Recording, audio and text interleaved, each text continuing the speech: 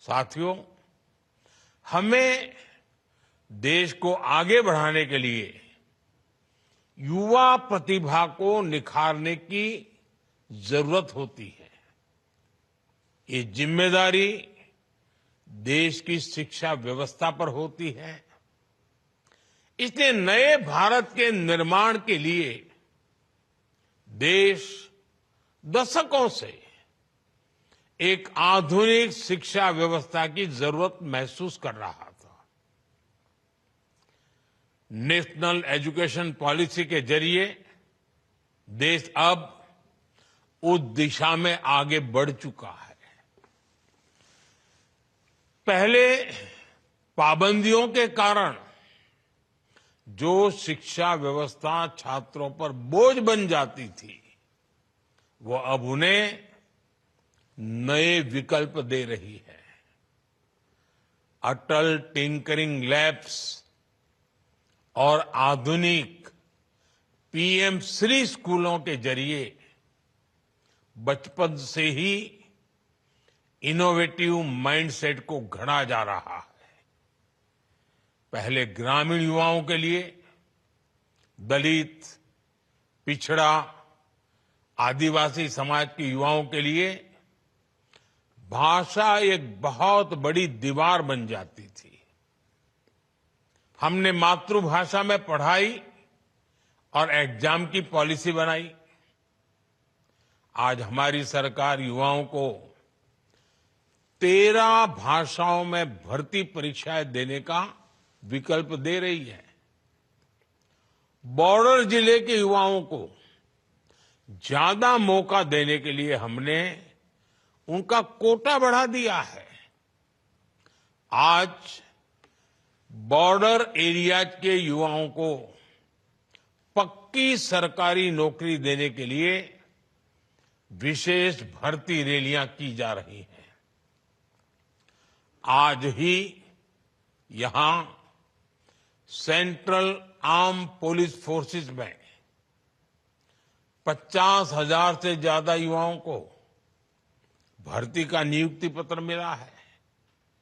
मैं इस सभी नौजवानों को विशेष रूप से अपनी शुभकामनाएं देता हूं।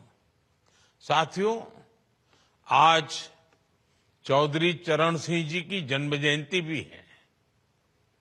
ये हमारी सरकार का सौभाग्य है कि हमें इसी साल चौधरी साहब को भारत रत्न से सम्मानित करने का अवसर मिला।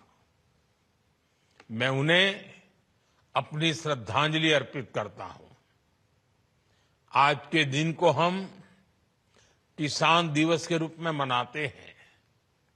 इस अवसर पर मैं देश के सभी किसानों को, अन्नदाताओं को नमन करता हूं।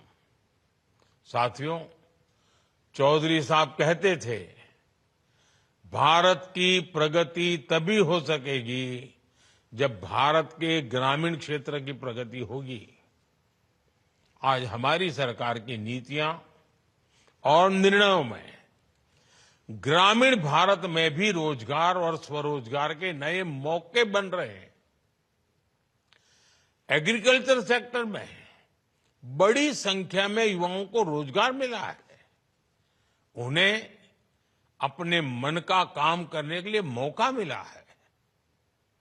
जब सरकार ने गोबर धन योजना के तहत देश में सैकड़ों गोबर गैस प्लांट बनाए, तो इससे बिजली तो पैदा हुई, हजारों नौजवानों को नौकरी भी मिली। जब सरकार ने देश की सैकड़ों कृषि मंडियों को इनाम योजना से जोड़ने का काम शुरू किया, तो इससे भी नौजवानों के लिए रोजगार के अनेक नए अवसर बने। जब सरकार ने इथेनॉल की ब्लेंडिंग को 20% तक बढ़ाने का फैसला किया, तो इससे किसानों को मदद तो हुई ही, शुगर सेक्टर में नई नौकरी के भी मौके बने। जब हमने 9,000 के लगभग किसान उत्पाद संगठन बनाए, एफपीओस, एफपीओ बनाए तो इससे किसानों को नया बाजार बनाने में मदद मिली और ग्रामीण क्षेत्र में रोजगार भी बने। आज सरकार अन्न भंडारण के लिए हजारों गोदाम बनाने की दुनिया की सबसे बड़ी योजना चला रही है। इन गोदामों का निर्माण भी बड़ी संख्या में रोजगार और स्वरोजगार के मौके लाएगा। अभी कुछ ही दिन पहले सरकार ने बीमा सखी योजना शुरू की है। सरकार का लक्ष्य देश के हर नागरिक को बीमा सुरक्षा से जोड़ने का है। इससे भी बड़ी संख्या में ग्रामीण क्षेत्र में रोजगार के मौके बनेंगे।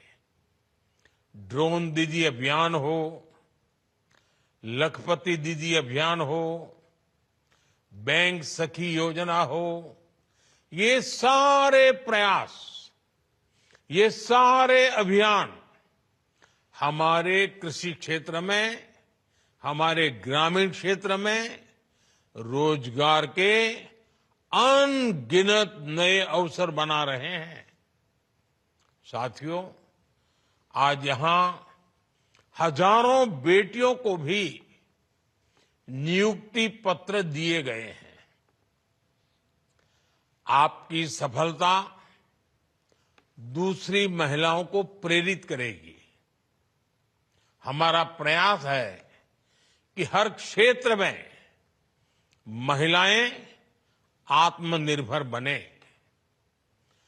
गर्भवती महिलाओं को 26 हफ्ते ही छुट्टी के हमारे फैसले ने लाखों बेटियों के कैरियर को बचाया है, उनके सपनों को टूटने से रोका है।